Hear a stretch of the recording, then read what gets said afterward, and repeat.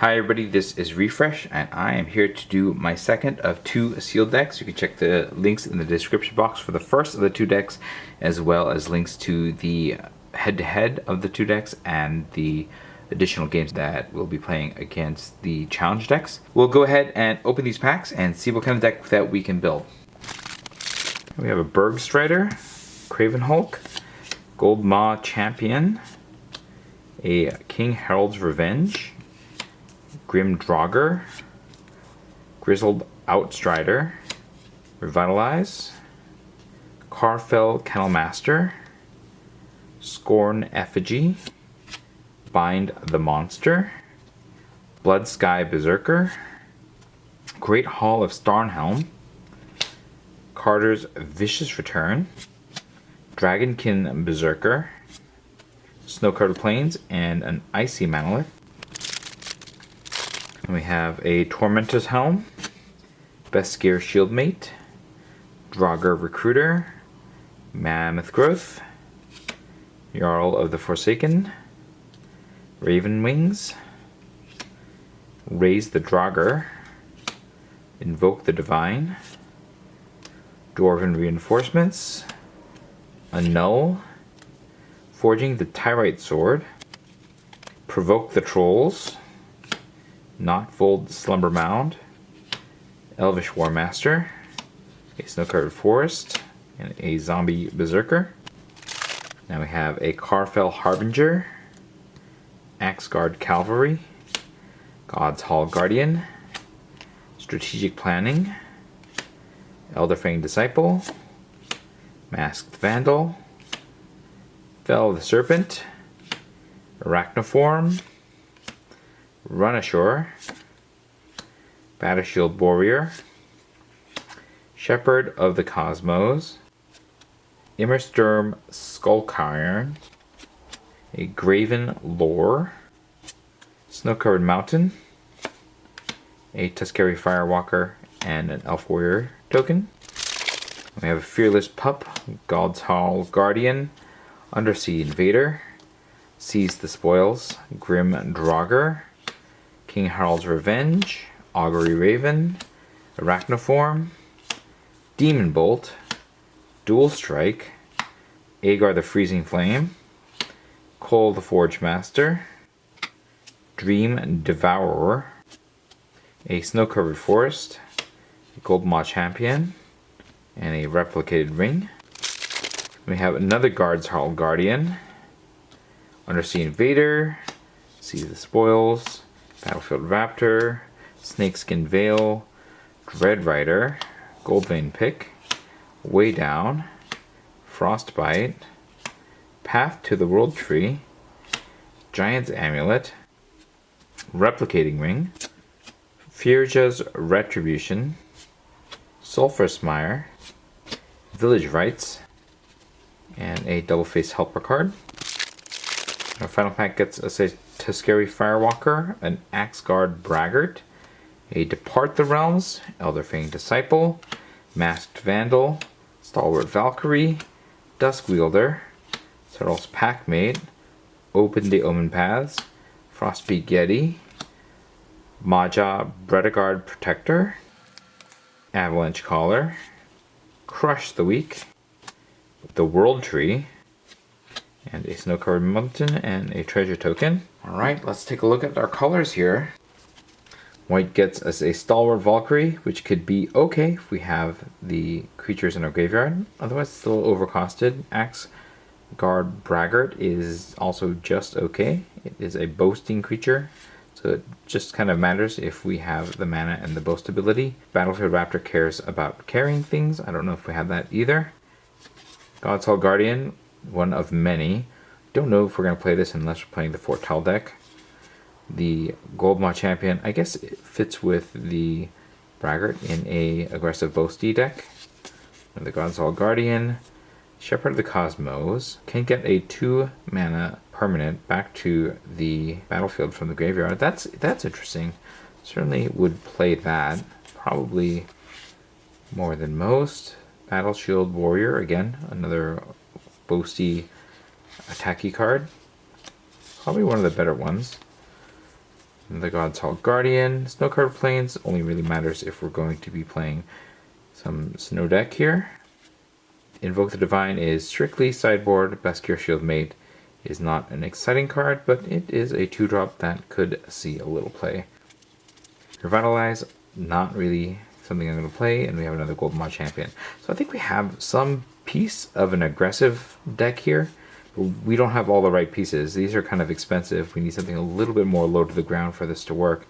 Only one Bascure Shield Mate, and then we have some fat God's Hall Guardian. So I don't know that white is necessarily going to be played, but it does have some potential. We have Maja Bredegard Protector if we go with green, and that is a way to go wide with white. We also have access to the rare Fearless Retribution, which gets us an angel for 4 mana, and then your angels can destroy target creature's power less than this creature's power, and then they get double strike. So that is a strong case to try to play white. We also have Call the Forge Master, and we don't have any equipment in white. We do have a pick and the Raven Wings in artifacts, and then creature tokens you control that are enchanted. Well, we don't really generate that many creatures, but we can make some 1/1s, especially with Maja or with Firja. And so those are 2 potential combinations there that I want to keep an eye on.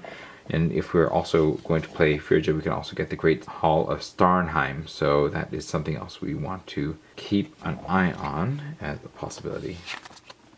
Blue gets us Avalanche Caller, which is okay, I guess. Making your lands into 4/4s is always a pretty good plan, but it only works on snowlands. And do we have any blue snowlands? No. So it would require us to team it up with a color that already has a snowland. That makes it much worse. Frostpeak Getty is a snow card, and if you've seen the other deck that I built, snow is not very good in sealed because you may not get the lands that you need, and so I am not inclined to play either of these cards. Depart the Realms is a reasonable bounce spell, that could be seen play.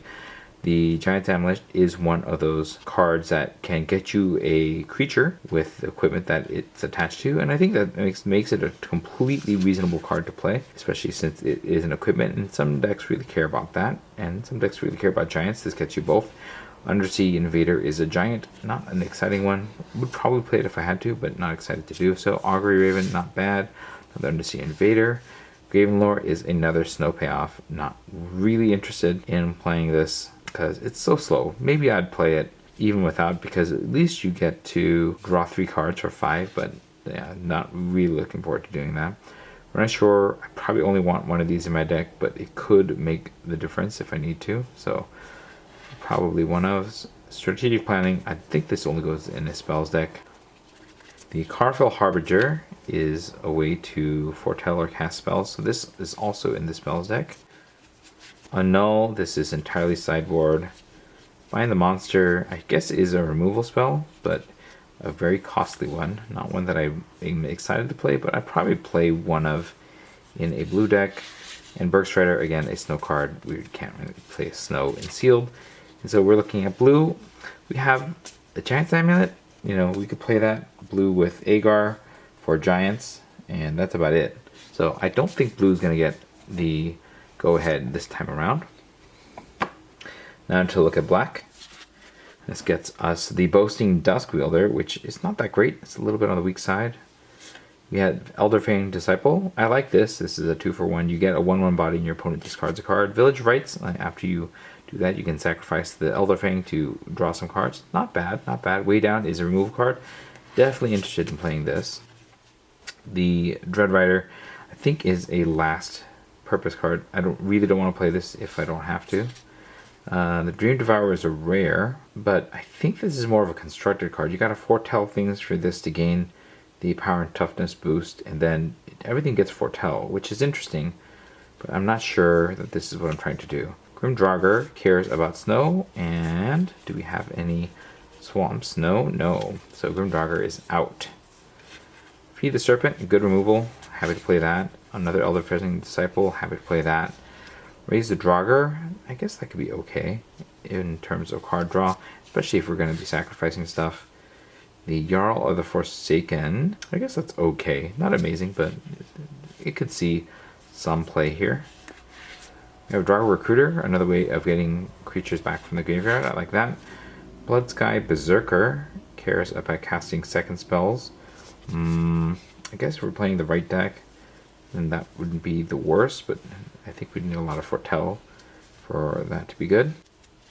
Carvel Kennelmaster probably could fit in a lot of decks. Just, it hits pretty hard, and so I like it. I'd probably play it, but it is not a high priority. Alright, I think black is okay. We have 2 decent removal cards, and then we have some, you know, little cards here. Not exciting, and so I don't know 100% if I'd play this, but, you know, maybe it could work with, again, Firja is coming back into the picture as a potential match for black, like if you play black and white. Let's take a look at red. We have a Snow-Covered Mountain, which is pretty good. This is also, I think, the thickest color here. Crush the Weak, it is a removal spell, but it hits every creature, so this is a maybe. This might not see play, but we'll see. Open the Omen Paths. Probably not what I'm playing at any given time. Tuscary Firewalker is not bad. I do like its ability to potentially draw some cards here. Almost certainly playing Cold Snow-Covered Mountain if I'm in color.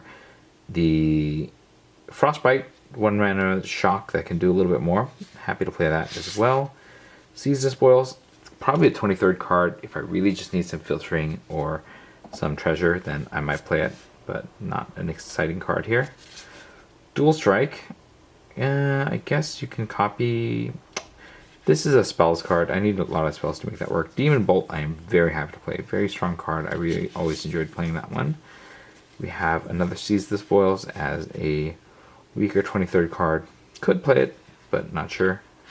Fearless Pup could see play if my deck is aggressive enough. I don't know for certain that it is. So I'll put it back here. Another Tuscary Firewalker, probably would play that. Another Snow-Covered Mountain, so interesting. That's not a snow color, but yeah, there's that. Axeguard Cavalry, I guess it could see some play too. It's not amazing, but probably more likely than Fearless Pup to see play. Provoke the Trolls, another removal spell. I like that. It is also a potential high damage spell, so there's that. Dwarven Reinforcements. I get 2/1 Dwarves. I think I'm pretty happy to play that just for the value in terms of 2 bodies. Tormentor's Helm is almost certainly an aggro deck card. I don't know that there's enough aggro here to make this good, so put this towards the bottom here. The Dragon Berserker is a bomb. This, as long as you can boast and make the 5/5 dragon, even attacking once with this is very strong. And if you can do more than 1 time, then it's ridiculous. So happy to play that. And then we have the Craven Hulk, which I guess I'd play if I need to. Not really excited about that, but it's a card. Alright, well, the Dragon Berserker does make me want to play this deck. We have some removal here, and some reasonable cards. Nothing amazing, but I think that red is certainly in the running to be played. And then again, we could play that with these 2 cards here. And they could get us some equipment, so there is some potential in white and red with like a Goldvein Pick and a Raven Wings in there. Let's take a look at green. Alright, the World Tree, probably not getting played. It lets us fix, but I don't think we need to waste this space in our deck for a tap land. That is not even a stone land. We have Soros Packmate. I think this is a very strong card, 2 for 1. Masked Vandal can be quite good. I'm happy to play that as well. The Path of the World Tree, I guess, is a way to get lands, but this makes me want to play all the colors, and I don't think that's what I'm trying to do. So we'll get rid of that. Snakeskinville, strong combat trick. Happy to play that. This is good if I want to play snow, but I don't think, again, that sealed deck is where you're going to be trying to play snow. I really don't want to play Arachnoform because it's just too much blow up potential. And then we don't really want King Harald's Revenge either. It's kind of like the bad removal spell. So these 2 are gone. We got another Masked Vandal, which I like. Another Snow-Covered Forest. So, you know, maybe there's a snow thing going on here. We have the Elvish War Master, so we need more elves if this is going to be good. But if we have the right number of elves, it is very good. So it really just depends. We'll put this behind the Masked Vandal. If we get elves, every elf that we get makes it better. Mammoth Growth, I think it's a fine combat trick, but not an amazing one. I'd play it probably. The Grizzled Outrider is a boring elf, but sometimes you need a boring elf. And then another King Harald's Revenge. So we did not get there on elves, for this to be good. I think we're looking at just a handful of decent cards in green, and so I'm unlikely to want to play green here. So I think green is out. And if we play black and red, we'll also get access to this fixing, the Immersturm Skullcairn, which I think is okay, and Carter's Vicious Return, which can do some damage, sacrificing one of my creatures, then get a creature back from my graveyard to the battlefield. That is actually a pretty good card. So I think really what we're looking at is probably some combination of red and white or black and red, and I think green is out. I just don't think that what's here. We can also play black and white as well for these cards. So let's take a look at some of these possibilities. I'm just going to take green out, which means we're going to take out the Protector. We don't, if we had some built-in fixing for it, I might consider playing it, but as it is, I think the Protector is out as well. Let's go ahead and get started with a red and white deck. I think that has the highest potential, although I do really want to play the black and white as well for this Frigid's Retribution. So let's go ahead and see what these combinations look like.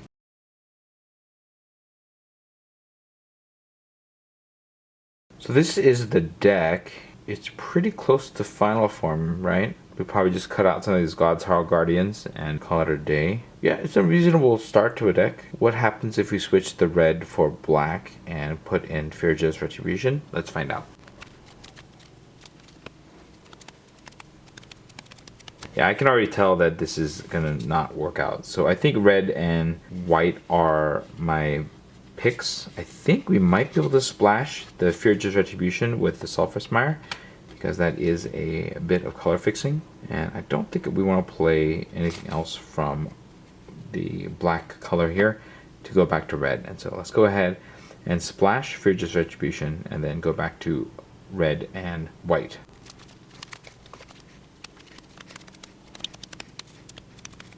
I'll need to cut 4 cards from this pack. I think the God's Harl Guardians can go. It's just, this is a very aggressive deck comparatively, and I think that this is just too expensive to be playing these white cards. Then we just need to make one more cut for this to work. I wonder if we just cut one of the equipment. And I think it might be the Gold Vein pick, primarily because getting treasures is less useful for this deck, though I guess it does give us a capacity to boast. Alright, I guess of all of these cards, the Tormentor's Helm is probably the least overall useful. It is cheap, but the additional damage that it's doing isn't going to do a lot for my deck, and so I think this is the thing that I'm going to cut, and this is the deck that I am going to go with. So we are splashing black just for the Frigid's Retribution, and I think that this is a bit more aggressive of a deck. We have some weapons that we're going to be using to try to get there, and a little bit of removal, and I think there's a reasonable game plan here. Alright, so we have 12 white mana symbols and 11 red mana symbols, so we just want to go a little bit more white. We already have these lands here, so we'll just add 8 more plains to get to 9 plains, and then 5 more mountains to get to 8 red sources, and that is the deck. Let me know what you think about the pack openings and the deck build in the comments below. If you enjoyed this video, hit the like button. If you'd like to see more of my videos, you can hit subscribe. Check out the description box again for links to the games and the sister deck that this is up against. This was Refresh. Thanks for watching, and I will see you next time.